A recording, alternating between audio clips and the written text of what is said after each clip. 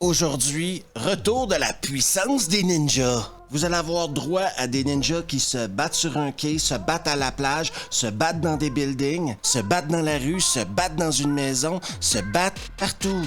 Oui, des ninjas partout, tout le temps, non-stop. Il y a tellement de ninjas dans les films d'aujourd'hui que même les plus grands fans de ninjas feront une overdose de ninjas. Aujourd'hui, à Vendredi Nanar, un film qui nous rappelle qu'on n'a pas vraiment besoin de scénario pour faire un film. Que tous les problèmes du monde peuvent se régler au montage. De 1987, une des plus grandes années du cinéma moderne. Ninja Condor 13. Et ça commence maintenant.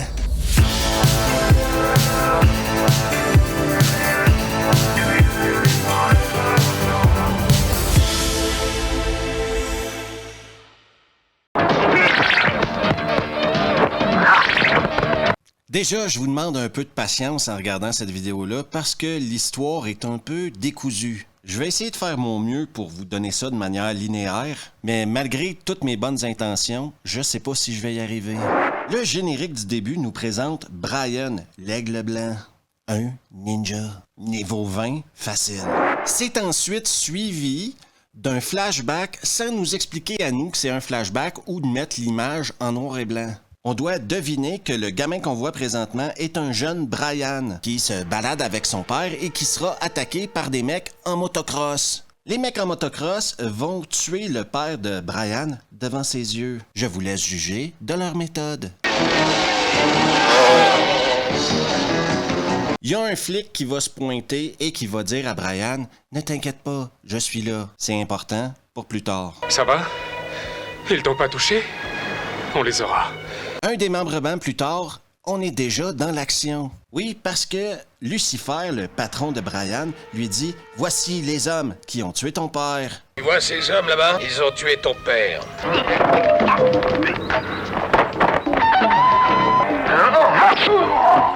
La vengeance de Brian continue dans un autre endroit complètement différent. Comment on est arrivé là?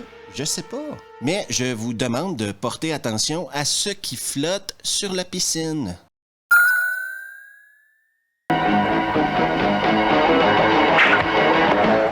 Aigle Blanc fait apparemment partie d'une famille de ninjas menée par Lucifer, le patron des ninjas. Je sais que vous vous posez la question présentement, mais Steve, est-ce que Lucifer, c'est pas un peu facile? Ça dit pas à tout le monde que ça va être lui le méchant du film? Eh oui, vous avez raison, ça va être lui le méchant du film. Je vous conseille à tous de suivre l'exemple d'Aigle Blanc, mes amis. Oui, chef. Lucifer a des problèmes avec les Italiens. Oui, apparemment, il n'aime pas les Italiens, Lucifer. Donc, ce qu'il va faire, c'est qu'il va organiser un rendez-vous avec les Italiens afin de tuer tous les Italiens.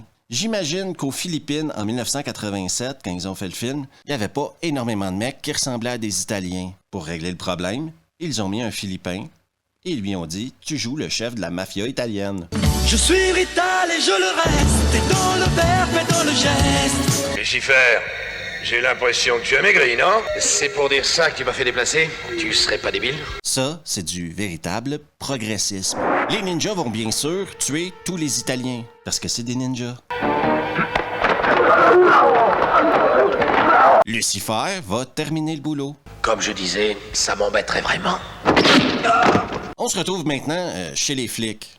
Cette scène-là a très peu d'importance. Je la mets juste dans le film pour vous montrer qu'on dirait que le poste de police a l'air d'une classe d'école primaire. Et de trouver qui est ce tueur et de l'arrêter vite fait. Tout se déroule comme si il ne s'agissait que d'un seul et même homme. Les choses avancent assez rapidement et Brian commence à se développer une morale. Il ne veut pas tuer d'enfants. Bizarre pour un ninja. T'arrêtes ou quoi? Brian va aller changer les idées en allant se taper sa meuf. Et là, sa meuf va commencer à le faire chier avec ses rêves, avec ses objectifs de vie, avec son chemin de croix. Le mec veut juste fumer une clope tranquille et tirer son coup. Qu'est-ce que tu le fais chier avec tes idées de ferme? Nous pourrions partir à la campagne. On y achèterait un terrain, des chevaux, et puis des poulets aussi. On passe maintenant à une autre baston et on commence par nous montrer toute la puissance des shurikens. Suivi de la puissance de la magie. Hésitation devant un moustachu. Ne pas vouloir tuer un enfant est une chose, mais hésiter devant un moustachu, ça va énerver Lucifer grave. Qu'est-ce qui doit animer un ninja? Pas de pitié, de douleur, et toujours obéir au... C'est ce que tu fais? Afin d'offrir la chance à Brian de prouver sa loyauté à son groupe de ninjas, Lucifer va lui demander de tuer Tyler, le flic qui l'a aidé quand il était plus jeune. Brian dit « Non, cet homme m'a aidé. Il m'a sauvé la vie! » Ils vont donc sortir la femme enceinte de Tyler. Avec la femme enceinte, juste à côté d'elle, il y a un mec avec une tronçonneuse.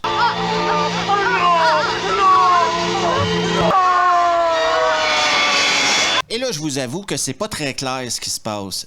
Qui le tue, qui la tue, etc. Moi, je crois que tout le monde se fait tuer.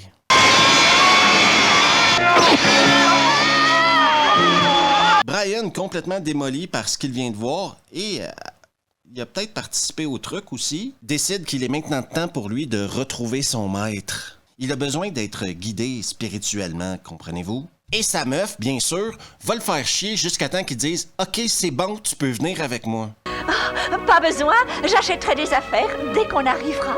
Non! Salut toi qui, comme moi, pense que la société d'aujourd'hui manque énormément de respect aux ninjas. Oui, parce que dans les années 80 et 90, on a utilisé les ninjas comme de pauvres petits henchmen qui ne servent à rien alors que la puissance du ninja est éternelle. Alors, si comme moi tu penses que les ninjas méritent plus de respect, n'hésite surtout pas à t'abonner, juste ici à laisser un pouce bleu, activer les notifs et partager la vidéo avec tes potes. On retourne maintenant à Ninja Condor 13. Mais pour Brian, le deuil est lourd et la seule manière, dans les années 80, pour un homme de vivre ce genre de deuil-là, était d'aller picoler dans un bar. Parce qu'en plus, maintenant, il sait que son boss, Lucifer, a envoyé tous ses ninjas à son cul. Sa tête est donc mise à prix. Pourquoi ne pas aller dans un petit bistrot et prendre le moment de réfléchir? Clope à la gueule, bière à la main, la vie paraît toujours moins pire. D'ailleurs, pour le divertir, il va rencontrer Eddie, un black. Et Eddie commence à foutre un bordel pas possible dans le bistrot. Désolé, c'est mon entraînement quotidien. Lui et Eddie vont se casser du bistrot et devinez quoi, ils seront attaqués par des ninjas. Brian est tellement agile qu'il a le temps de mettre son équipement de ninja en une fraction de seconde. Je vous le dis, les ninjas dans ce film-là utilisent la magie.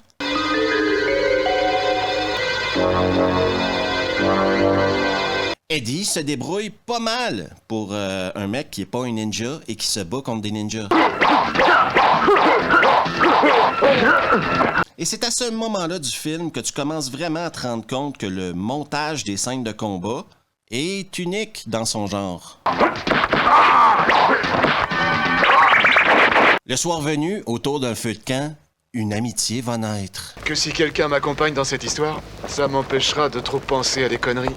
Malheureusement, à peine endormis, ils vont se faire arrêter par les flics. Pourquoi les flics les arrêtent, je sais pas. Mais ils se retrouvent en prison. En prison, les ninjas vont venir pour payer la caution afin de faire sortir Brian pour le tuer. Sauf que Brian et Eddie vont se battre ensemble. Ce qui va faire en sorte que le chef de la police va dire ceci. La marche s'enferme, mais on trouve vite!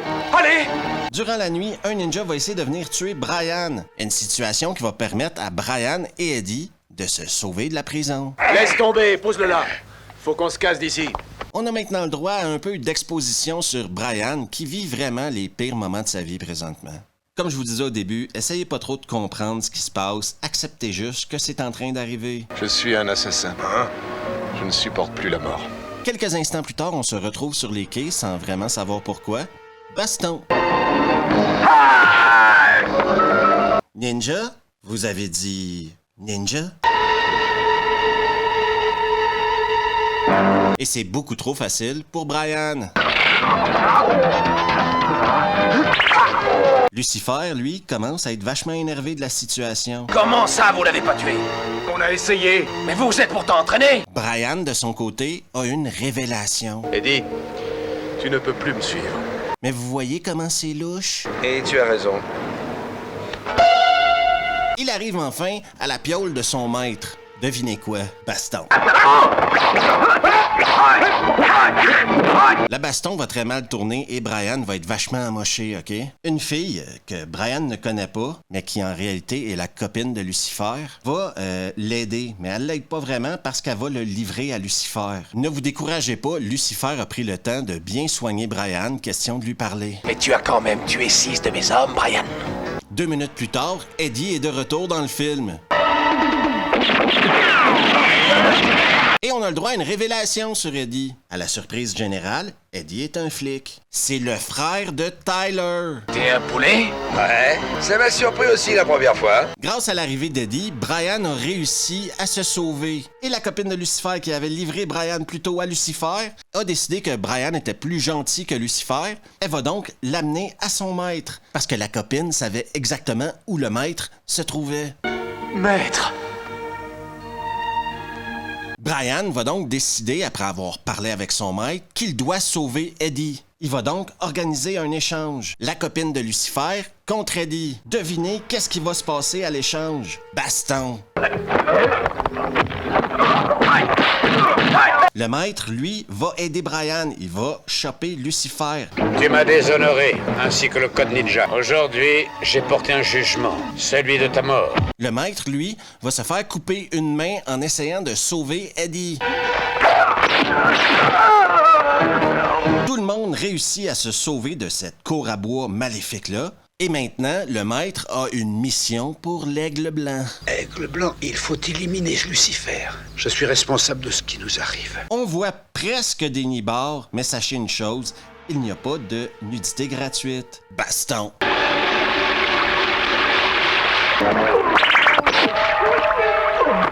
Quelqu'un peut m'expliquer c'est quoi ce truc-là? Qu'est-ce que des ninjas font maintenant dans une patinoire? Ben, apparemment, ils sont venus mourir à la patinoire.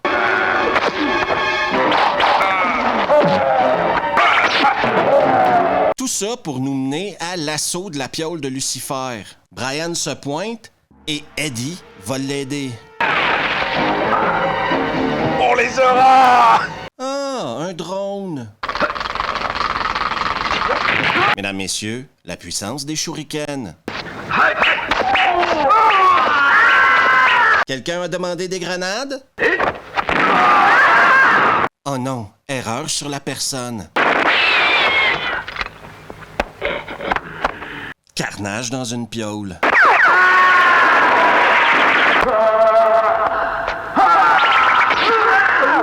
Pour en arriver au point où Lucifer prend sa propre copine en otage. C'est lui qui veut baiser? Montage de fou, OK? Duel final entre Brian et Lucifer. Bruce Lee?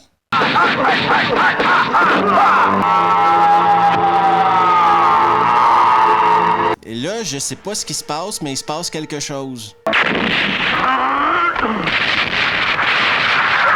Je ne comprends plus rien.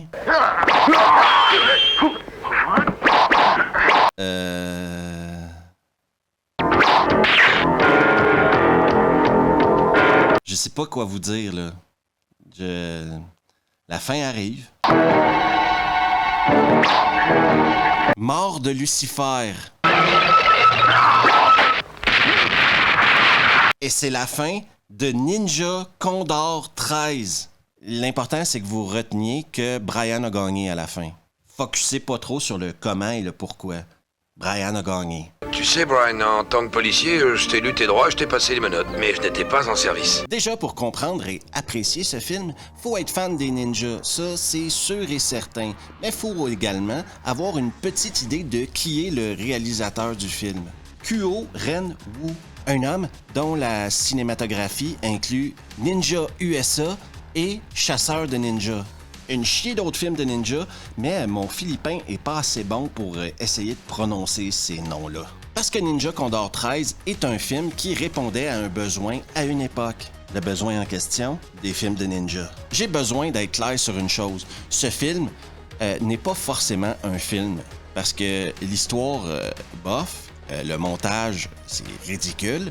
Oui, l'affiche, bien sûr, tellement. Il n'y a pas d'hélico dans ce film-là, il n'y avait pas les budgets pour ça. Et non, ça se passe clairement pas aux États-Unis, ça n'a pas été filmé aux États-Unis, mais il y a des ninjas. Ça, pour avoir des ninjas, il y a des ninjas. C'est vraiment du ninja non-stop. Chaque scène est une excuse pour aller se battre contre des ninjas. On pourrait considérer ce film-là un peu comme du Bruce Exploitation, parce que Brian, la vedette du film, parfois a tendance à se prendre pour Bruce Lee. Et même si j'avais sincèrement l'intention de mettre ce film-là à revue au départ, j'ai dû me regarder dans une glace et être honnête avec mon moi-même. Ce film est un énorme nanar. Parce que bien sûr que l'affiche te vend du rêve auquel tu ne pourras pas toucher, mais du rêve quand même. Mais le titre, Ninja Condor 13, il n'existe pas de Ninja Condor 1, 2, 3, 4, 5, 6, 7, 8, 9, 10, 11 et 12. Non, on est passé directement au 13. Et je pose également la question, si le personnage s'appelle Aigle Blanc, pourquoi avoir appelé ça Ninja Condor? Le mec est un aigle, pas un condor. J'imagine que c'est des questions qui finiront dans la tombe du réalisateur et du producteur, mais quand même, j'ai passé beaucoup trop de temps à réfléchir à ça en regardant le film. Ensuite, quand tu nommes ton antagoniste du film Lucifer, tu laisses très peu de place à l'interprétation. Mais que voulez-vous, malgré tous les défauts que j'ai nommés présentement, je suis obligé de féliciter à quelque part le réalisateur du film qui fait énormément avec très peu. Tous les trucs et trucages de montage, il les utilise. Inverser la vidéo, accélérer la vidéo afin que tout paraisse plus rapide. Des coupures qui n'ont parfois aucun sens. Ici, c'est pas des faux raccords, parce qu'un faux raccord n'est pas forcément voulu. Ici, c'est une série de coupures pour mettre l'action en avant qui n'ont aucun sens. Ton œil te dit que ça ne marche pas, mais ton cerveau te dit qu'il y a des ninjas et que c'est des bastons. Parce que fondamentalement, Ninja Condor 13 est un film de baston. C'est non-stop de la baston. Toutes les scènes de dialogue qu'il y a dans ce film-là sont toutes plus ridicules les unes que les autres. Le niveau de jeu dans ce film-là est exactement le niveau de jeu auquel vous vous attendez quand vous regardez un film qui s'appelle Ninja Condor 13. Ça veut dire juste au-dessus d'un porno, en dessous d'un film d'exploitation. Parce que je vous le répète, ce film-là, c'est une série continuelle de bastons entre un mec et des ninjas, ou entre des ninjas et des mecs. Il y a même des moments où on te dit pas qu'il va y avoir une baston.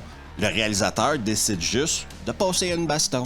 Les fans de ninja y retrouveront tout ce qu'ils adorent des ninjas, même la magie ninja. Magique dans le sens magie. Les autres qui apprécient une histoire, même dans leur film de ninja, vont détester ce film-là. Je suis et je serai toujours Team Dudikoff. Oui, parce qu'on peut dire ce qu'on veut contre la série American Ninja ou American Warrior en Europe, mais au moins, il y avait de l'histoire et il y avait des personnages secondaires un peu intéressants. Steve James, Forever. Ici, c'est clairement juste un nanar de baston. Merci à tout le monde d'avoir pris le temps de regarder la vidéo et si vous aimez le contenu, n'hésitez surtout pas à vous abonner. Juste ici à laisser un pouce bleu, activer les notifs et partager la vidéo avec vos potes. On se revoit la prochaine fois.